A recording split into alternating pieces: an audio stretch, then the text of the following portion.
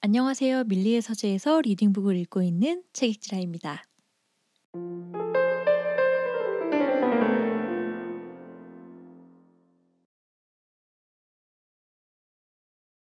오늘 소개할 책은 나는 일주일에 이틀만 일하기로 했다라는 책입니다. 표지가 너무 귀엽죠? 중간중간에 이렇게 일러스트도 들어가 있어서 굉장히 귀여운 책이고요.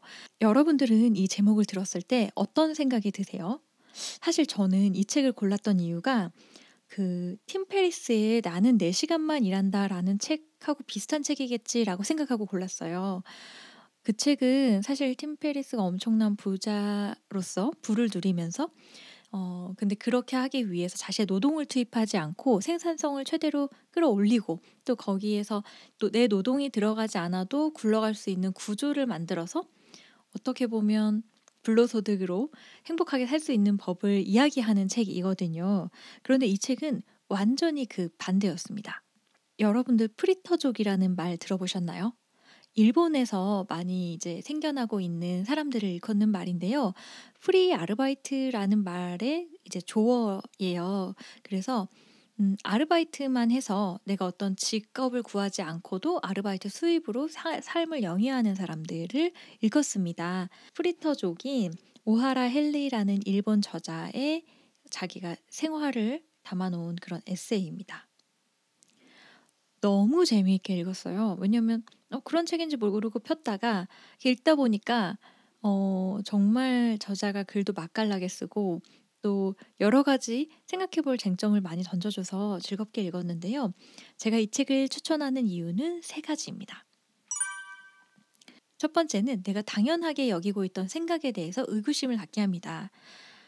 우리나라 지금 주 52 시간제 시행이 되고서 사실 뭐 대기업 다니는 분들의 얘기일 수도 있지만 굉장히 좋아하는 친구들을 많이 봤어요, 주변에서. 퇴근도 좀 빨라지고 그러면서 좀 만족도도 올라가고 52 시간만 일해도 이렇게 좋은데." 이런 얘기를 하는 친구들을 봤거든요.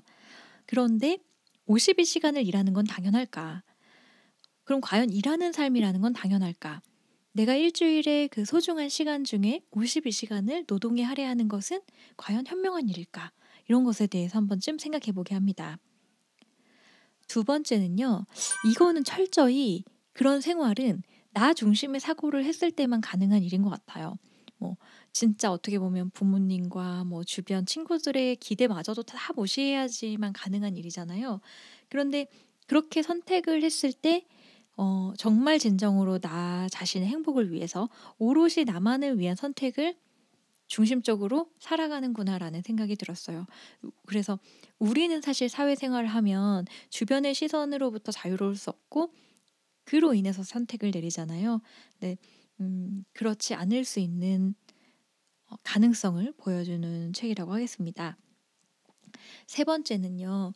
여러분도 프리터족이라고 하시면 이건 저의 편견이었을지 모르겠는데 약간 '일을 못 구한 거 아닐까? 못 구해서 결국은 아르바이트를 정착한 거 아닐까?'라는 생각이 들잖아요. 이게 우등과 열등의 문제로 생각이 됐던 것 같아요. 그런데 이게 철저히 본인의 선택이다 보니까 '아 이건 우등과 열등의 문제가 아니구나. 오히려 내가 내 선택을 해서 주체적으로 삶을 살아가는 어떤 하나의 방식을 선택하는 거구나.'라는 생각이 들었습니다. 그래서 음 굉장히 이분이 인사이트가 깊고 어떻게 보면 아무래도 나 자신에 대해서 생각할 시간이 더 많으니까 나 자신의 확고한 철학을 가지고 있음을 느낄 수 있었거든요. 그래서 뭐 꼭 내가 프리터족을 하지 않더라도 여러 가지 시사점이 많은 책이라고 하겠습니다. 이 저자는요. 시골 뭐 비교적 시골에서 태어났어요. 그래서 평범한 직장인 아버지와 가난과 빚을 습관처럼 말했던 어머니와 함께 생활을 합니다. 그래서 뭐 그렇지만 엄청 가난해서 뭐 끼니를 굶을 정도는 아니었다고 해요. 뭐 깨진 창문을 종이 쪼가리로 좀 메우는 정도였다고 합니다. 근데 본인이 고백을 하기로는 어릴 때부터 좀 눈치가 없었고 친구들 이야기에 끼지도 못해서 사회 활동이나 집단 활동을 잘 하지는 못했다. 뭐 왕따 당했던 얘기도 중간중간에 고백을 하는데 그리하여 겨우겨우 고등학교까지는 마치게 됐습니다.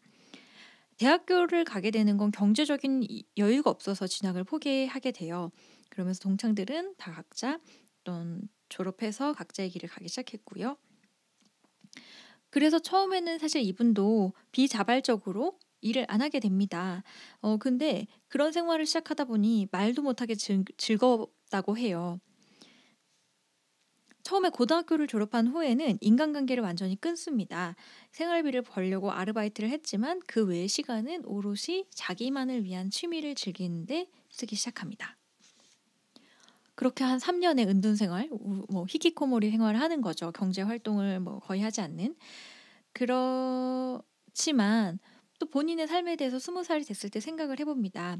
그러면서 '안 되겠다. 이렇게 살면 안 되겠다.'라는 생각을 해서 알바로 모았던 돈 한 100만 엔이랑 또 부모님도 처음에는 반대했지만 돈을 탈탈 털어서 10만 엔을 주셨다고 해요. 그래서 그 돈을 가지고 해외여행을 시작을 합니다. 하지만 여행지에 가서도 이 사람의 생활이 그렇게 달라지지 않았던 거예요. 가능한 여행비가 넉넉하지 않았으니까 가능한 현지에서 알바를 하고, 그리고 여행지에 가서도 도서관에 가거나 해서 닥치는 대로 책을 읽으면서 적당히 일을 하면서 그런 생활을 합니다. 그러다 보니 뉴욕에 갔지만 자유의 여신상이 어디 있는지도 몰랐고, 뉴욕에 갔지만 뮤지컬도 보지 않는 그런 생활을 했죠. 그저 어떤 식료품을 파는 가게에서 알바를 하거나 도서관에 가서 책을 읽는 것으로 그런 생활을 하면서 '아 다른 놈은 어디 가나 같은 생활을 하며 살고 있구나.'라고 생각하게 됩니다. 그리하여 런던에서도 살고 어찌어찌 하다가 결국 세계 일주의 그 항공권의 유효 기간을 이제 다 채우고 아시아를 거쳐서 귀국을 합니다. 그런데 어땠을까요? 이분의 생활은? 아무것도 달라지지 않았습니다. '도대체 해외여행을 왜 한 거야?' 이러면서 이제 자신의 고향을 떠나서 도쿄로 갑니다. 처음에는 월세 7만 엔짜리, 그러니까 한 70만 원짜리 방을 살면서, 도쿄가 워낙 비싸니까 악착같이 그 생활을 유지하려고 아르바이트 두세 개씩을 했대요. 그런데 그 생활을 '내가 왜 이렇게 집값 내는 데 써야 돼?'라고 생각하면서 도쿄에서도 가장 좀 변두리 지역에 잡으면서 한 28,000엔 정도의 숙소를 잡게 됩니다. 근데 이제 월세가 뚝 떨어지다 보니까 생활비도 많이 들지 않게 되고, 그러니까 일을 자연스럽게 줄이게 된 거죠. 그래서 20대 중반부터는 주에 이틀만 일하는 생활이 시작됩니다. 어떻게 보면 자신의 어린 시절은 조금 소외된 생활이었어요. 보면은 뭐 '아 반 친구들이 받는 세뱃돈에는 동그라미가 하나 더 붙는구나. 부모님과 부모가 피아노나 최신 게임을 사줄 수 있고 휴대전화 요금을 내주기도 하나 보다.' 이러기도 했고요. 또 중학교 때부터 빨리 알바를 할 수밖에 없었던 이유는 어머니가 이제 술을 좋아하다 보니까 매일 집안에는 4리터짜리 업소용 위스키병이 끊이지 않았고, 어떤 날은 귀가하다가 엄마가 만취한 상태로 옆집을 들이받고 오히려 되려 엄마가 역정내는 모습을 보기도 했을 만큼 자라는 과정에 있어서는 아주 순탄하지는 않았던 것 같아요. 그런 과거를 밝히면서 이런저런 이유로 지금은 적당히 사회와 거리를 두고 일주일에 이틀 정도 간병 일을 하면서 어쩌다 친구도 만나고 편하게 살고 있습니다. 돈과 재산 지위도 없는 소박한 생활이지만 나름대로 웃으며 지냅니다. 세상에서 말하는 성공과는 정반대의 삶인데도 불행하기는커녕 날마다 흥미진진합니다. 행복의 정의는 내가 내릴 거야. 이런 책입니다. 사실 프롤로그의 부분을 제가 요약해서 들려드렸는데요. 이때만 해도 저는 그렇게 기대를 하지는 않았거든요. '아 이러이러한 이유로 그런 프리터족을 선택할 수밖에 없었는 것 같다.'라는 생각이 드는데, 굉장히 여기에서 나오는 본인의 생활적인 측면이나 사회에 대한 메시지가 약간 전곡을 찌르는 느낌입니다. 그래도 이분이 밝히는 본인의 생활은 굉장히 규칙적이에요. 아침에도 항상 같은 시간에 일어나고요. 냉난방을 안 해요. 그래서 그 뜨거운 물 온수팩을 이렇게 안고 자다가 아침에 일어나서 미지근한 물로 세수를 하고 따뜻한 차를 마시고 밀크티도 만들어 먹고, 식사도 엄청 굉장히 건강식으로 하거든요. 일본의 가정식을 딱 정갈하게 차려서 먹으면서 나름대로의 루틴한 생활을 이어갑니다. 그리고 나서는 슈퍼에 가서 장을 보거나 도서관에 가서 책을 읽는 그런 하루의 일과가 계속 이어지죠. 저녁은 그렇게 늦게 먹을 이유가 없는 거예요. 한 5 시쯤 돌아와서 자신을 위한 또 그런 소박한 밥상을 차려서 정갈하게 맛있게 먹고요. 우리는 맨날 사회생활 하다 보면 막 7 시, 8시 이럴 때 과식하고 막 맥주 마시고 그러잖아요. 그럴 이유가 없는 거죠. 그래서 저녁도 맛있게 먹고 그러고 나면 이제 자기 전까지 되게 딱 좋은 공복 상태가 된다 이런 얘기를 합니다. 그리고 다시 이불을 뒤집어 쓰고 책을 읽던가 뭐 영화를 감상하던가 메일이나 블로그들을 좀 하고 다시 아까 그 뜨거운 핫팩에 물을 채워 가지고 다시 밤에 잠자리에 드는 그런 어 반복되는 일과가 일어납니다. 그러면서 이렇게 얘기합니다. 대부분 이런 흐름으로 하루를 보내지만 다시 읽어보아도 정말 생산적인 부분이 하나도 없다. 그래도 상관없다. 내게 가장 쓸데없는 일은 변화와 자극과 생산성이므로. 갖고 싶은 것을 부족함 없이 손에 넣는 생활도 좋지만 딱 필요한 것만 소유한 생활도 매력적이다. 네, 여기까지 들으면 좋기도 하겠지만 과연 좋을까? 그런 생각을 하잖아요. 작가가 딱 이 지점을 짚어냅니다. 이런 생활을 하고 있으면 하나도 안 부럽다고 약간 무시하는 경우가 있다. 그럴 만도 하지. 대학교 졸업장도 없고 취직을 한 적도 없으며 노동이란 것을 별로 해보지도 않았으니 세상에서 당연하다고 여기는 삶의 방식과는 어느 것 하나 들어맞지 않으니까. 세상 사람들은 빈곤층이 겪는 고단한 삶을 상상하겠지만 그런 시선 속에서도 나는 그럭저럭 행복한데 어쩌나. 당연한지도 모르지. 행복이 무엇인지는 정의를 내리는 사람 마음이니까. 그럼 어떤 경우든 딱 들어맞는 제일 소중한 것이란 뭘까? 어떻게 하면 내가 행복할까는 다른 누구도 아닌 자기 자신이 가장 잘 알지 않을까? 지금 나는 결과적으로 칩거하고 있지만 날마다 살아있다고 느낀다. 진정 별 볼 일 없지만 내가 스스로 선택해 이뤄낸 삶이니까 라고 믿는다. 모두 나를 따라 칩거하라 이런 건 절대 아니다. 남들 시선을 의식하지 않고 지금 처한 상황에서 자신이 정말 좋아하는 일을 우선하려면 어떤 방법이 좋을지 고민하는 것이 중요하다고 말하고 싶다. 이런 과정을 5만 번쯤 되풀이한 끝에 나는 칩거라는 결론에 도달했지만 만약 일이 좋았다면 평범하게 직장 생활을 하고 있었을 것이다. 어릴 때부터 세상이 나에게 이런저런 평범이나 당연이라는 낙인을 찍지만 세상만큼 모호하고 믿을 구석 없는 존재가 또 어디 있는가. 자기 의지대로 행동하다가 나중에 바꿔버린다 해도 남을 탓할 필요 없고 길게 보면 훨씬 마음 편히 살 수 있다. 네, 이 구절이 저는 재밌었는데요. 세상만 믿고 세상이 이렇게 살면 된다고 했으니까 그렇게 살았는데 아닐 수도 있잖아요. 그러니까 내가 살고 싶은 대로 살고 아니어서 후회하는 것도 내 몫인 게 차라리 낫다. 뭐 이런 뜻으로 들렸습니다. 책의 꼭지들이 뭐랄까 뼈 때리는 질문들이 많아요. 어, 2장의 한 꼭지인데요. 대학교나 직장에는 꼭 다녀야 하는 걸까? 대학교 진학이나 취직이란 거 꼭 해야 한다는 법은 어디에도 없다. 이렇게 힘든 일을 왜 해야 돼? 하면서도 빠져나갈 길이 보이지 않아서 마냥 끌려다니는 사람도 있을 것 같은데 요즘 진학이나 취직에 대한 사람들의 기대치가 살벌하게 높아졌지 않은가. 어디까지 밀어붙일 건지 정말. 이런 사회구조 안에서도 잘 버틸 수 있는 사람한테는 문제거리도 안 되겠지. 그렇다고 창업하면 되잖아. 이런 조언도 썩 듣기 좋은 말은 아닌 것 같고. 진학이나 취직 때문에 힘들어하는 사람들은 과도한 경쟁에 합류하지 못하고 창업할 용기도 없는데 남들처럼 평범하게 살려면 어떻게 해야 하는지 감을 잡지 못하겠다고 해야 하나. 지금 사회는 마치 취직이냐 창업이냐 둘 중 하나를 골라야만 할 것 같은 분위기니 너무 극단적이다. 네, 우리에게도 굉장히 들어맞는 말인 것 같죠. 정말 취직이 어려운 사람이 많잖아요, 요즘.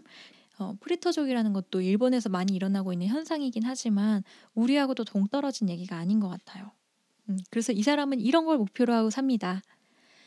좋아하는 일이 없거나 지금 당장 찾지 못해도 최악의 경우 죽을 때까지 찾지 못한다 해도 그게 큰 문제일까? 더욱 중요한 것은 하기 싫은 일만 하다가 저 세상으로 가지 않는 것. 이 정도로 목표를 하향 조정하면 절망해서 허우적거릴 필요는 없어진다. 진학이냐 취직이냐 이도저도 아니면 창업이라도 해야 살아남지 않을까 초조한 이들이여. 진학이나 취직을 하지 않아도 사장이 되어서 떼돈을 벌지 않아도 사라지는 게 인생이다. 저는 이제 이 책의 가장 재현이 될 만한 꼭지가 이거였던 것 같아요. 꿈과 목표가 없이도 사라진다. 나는 지금까지 꿈이나 목표, 인생 설계 같은 것을 그려본 적이 별로 없다. 그런 것 없어도 아무렇지 않게 즐기면서 살아가고 있으니까. 정확하게 말해 단기적인 꿈, 예를 들면 이번 달 안으로 온천에 가고 싶다거나는 있지만 5년 후나 10년 후에 어떻게 되었으면 좋겠다는 비전이 전혀 없다. 미래는 물음표인 채로 남겨두어야 흥미롭다는 생각에. 30년을 살아보니 인간이 머리를 쥐어짜 얻은 아이디어도 결국은 그리 대단한 게 아니라는 사실을 깨닫는다. 미래는 내 의사와 상관없이 찾아오는데 목표 따위 세우지 않고 정당히 내버려 두면 안 되는지. 꿈이나 목표는 있어야 한다는 편에 선 사람, 그쪽이 분명 다수파겠지만 을 관찰하면서 깨달은 것이 있다. 꿈이나 목표라는 것은 주인과 함께 끊임없이 변화하고 성장해 간다는 것. 인간의 감정이나 환경은 늘 변하는데 5년 전에 정해놓은 목표에 얽매여서 어떻게든 끼워 맞추려고 바둥거리는 사람들을 가끔 본다. 특히 의욕 있고 성실한 사람일수록 이런 경향이 강한 것 같다. 관심 있는 일을 이것저것 해보고 만일 결과가 따라주지 않는다 해도 하고 싶었던 일을 했으니 괜찮아. 오늘도 파이팅 할 수 있어. 밥이 맛있구나. 이런 긍정이야말로 나의 진리이며 나의 재산이다. 꿈이나 목표가 없어도 만족스러운 삶이다. 네. 그래서 이런 거를 보면 저는 제가 처음에 이 책의 제목을 보고 기대했던 것과 또 달랐고 또 이분이 처한 상황이나 이분이 선택한 삶에 대해서도 사실 크게 뭐 배울 거에 대한 기대를 하지 않았는데 그건 저의 오만이었던 거겠지만 사실은 더 많은 걸 생각하게 됐거든요. 약간 멋이 중한디 뭐 이런 생각이 들죠. 제 주변에서도 그런 사람이 있어요. 나는 1년 동안 1,000만 원만 벌 거야 라고 계획하고 그 1,000만 원 안에서 그냥 음 행복하게 살 수 있으니까 그런 환경을 세팅하고 욕심 부리지 않고 미니멀 라이프를 하고 또 그 대신 1,000만 원을 조금 빨리 효율적으로 버는 방법만 고민해서 노동을 최소화하고 아침에 일어나서 내가 산책을 할지 도서관을 갈지 결정하는 삶. 그리고 삼시세끼를 행복하게 만들어 먹는 삶. 이런 것이 가능하지 않을까라는 생각을 해보게 하는 책입니다. 그리고 제가 중간중간 읽어드린 부분도 최대한 재밌게 읽어드리려고 했지만 워낙 그 시크한 이 저자의 말투가 재밌어요. 그래서 아주 읽으면서 흐뭇한 마음으로 읽을 수 있는 책입니다. 밀리의 서재에서 이북으로 읽어보는 것을 추천드립니다. 저는 또 재밌는 책으로 돌아오겠습니다. 여러분 안녕히 계세요.